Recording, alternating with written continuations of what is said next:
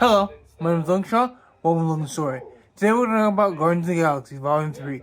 Thanks for coming. Let's get into it.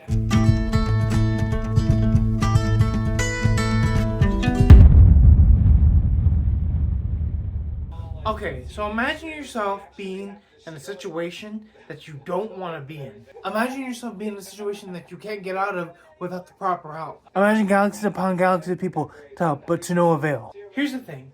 When it comes down to this one character, Rocket Raccoon, and his friends, the Guardians of the Galaxy, it seems that they're all in this together. See, Rocket Raccoon has a problem with him, and it's a problem that he is forsaken by his own, self-past. By a group of scientists that choose to harass animals rather than take care of them. One of them shoots his best friend. And because of that, there's nothing more to say than this. What does this movie hold for everyone who watches it? Why is Rocket Raccoon such a notable character in this film? And what could it mean to the masses that watch this film that see Rocket Raccoon as their own personal hero? But in this movie, we see Rocket Raccoon struggling through the past and through what he can't control. And he gets, injured in the process of battle. And one of those injuries happens to be one of the chips that the scientists put in his body. This kill could kill that switch that is in his body. So the Guardians do their best to make sure they can get to the point where they can help their friend, find what they need to find, and get their friend back on his feet. Eventually he does, and he faces his demon. And the scientists been on making the world peaceful in terms of nefarious rules and nefarious actions.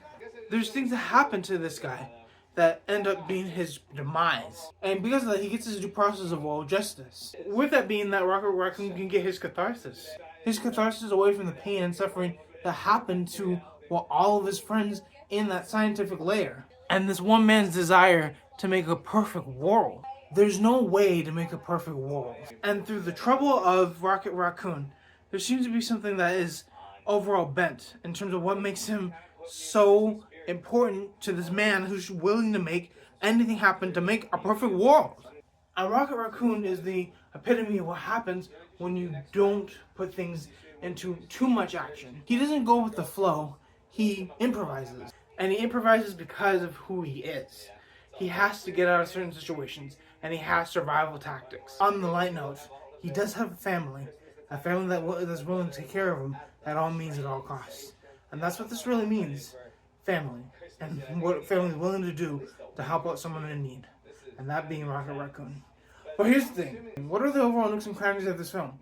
What can we dive deep into, pick into, and to making this movie make sense? Well, let's go into detail.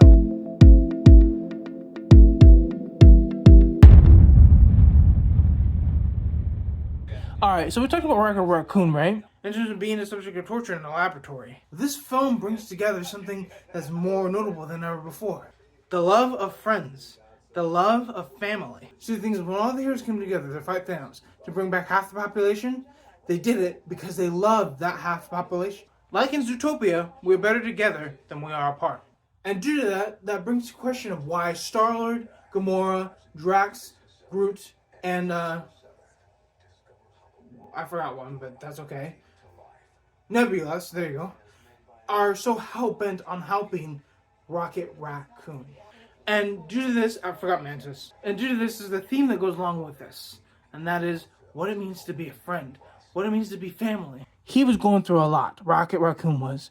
And he ended up being something of a hero in himself. A stronger, more prominent hero, and more beautiful hero to himself. And to other people. See, he matters to the Marvel Cinematic Universe. He matters to the whole story that we carry over in terms of this film. And even though this film received not so good reviews, it's still a tearjerker. It's about a hero who lost himself in the past, but became stronger in the future. And it's about a family that shows nothing more than that. To be something to somebody else. To be simply yourself for the sake of what you can bring to the table. Friendship and family is what makes things so beautiful. And while the turmoil sets us apart from our family, we can rely on family to get us out of the vat. With all that in question, with all the science, and all the displacement, all the figuring out who we are kind of thing, what does this movie show us? What does this movie make us feel? There are characters in this film that are transcending from what they were before, and becoming greater because of it. See, the past is the past, and it should remain in the past, and you should learn from it. And even though the great atrocities that happened in the past, whether you were abused, whether you were bullied, whether you got fired, whatever it may be, leave it in the past, but learn it from now. So, what does that mean for you and I, to a greater extent? Well, application, of course.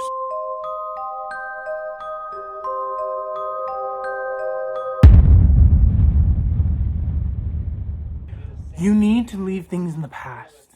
The thing is, we learn from the past. We gain strength from past weakness. And we make things better because of who we are, not of what we've been. So, if it doesn't kill you, it makes you stronger. And because Rocket Raccoon went through things that was in turmoil to him, it made him a strong warrior. He fought with the damn Avengers, for Christ's sakes, and he became a hero. But here's the thing. Your past mistakes, your past trauma, your past anything, what can you do to learn from that? What can you do to get some help for it? And what can you do to make sure it makes you stronger, not weaker? Our past can be very, very hard, and it can hurt. But the thing is, we can always rise above it. So, what are you doing to rise above the hate? What are you doing to rise above the challenges? What are you doing to rise above the troubles? What are you doing to rise above yourself, to be the better person of yourself?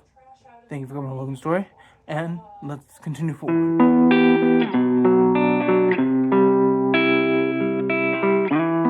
Thank you for Logan's Story. Thank you for this Marvel movie cinematic worldview commentary. There are more commentaries in the future, so keep an eye out for those. Also, the mission is 1,000 subscribers. You guys can get there by hitting the share, like, and subscribe button right on the screen. Also by hitting that bell. Leave a thumbs up if you can, and follow me on Patreon as well. Thank you again, and peace.